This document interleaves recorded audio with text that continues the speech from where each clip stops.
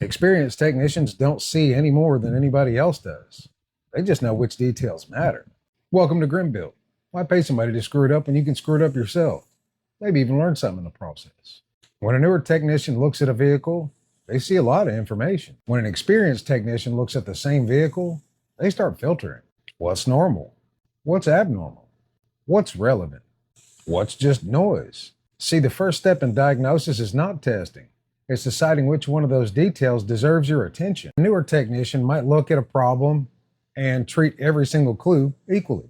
An experienced technician looks at that same vehicle and immediately starts to narrow the field. Not because they're guessing, not because they're smarter. It's because they've spent years learning which clues lead somewhere and which clues don't. Essentially, they've learned what matters. And after a long enough time, that filtering process becomes, well, almost automatic. You hear a noise, maybe you notice a wear pattern, maybe you smell something unusual, maybe you see evidence of a previous repair.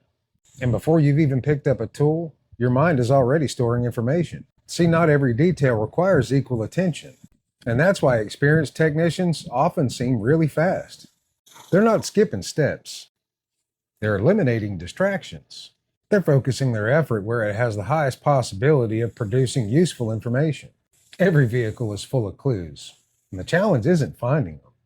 The challenge is deciding which clues actually matter. And that's what experience really gives you, not a collection of answers. The ability to filter the information and ask the right questions first. And the more you do this, the less time you'll spend looking at everything, and the more time you'll spend looking at the right things. And that is what experienced technicians see in seconds.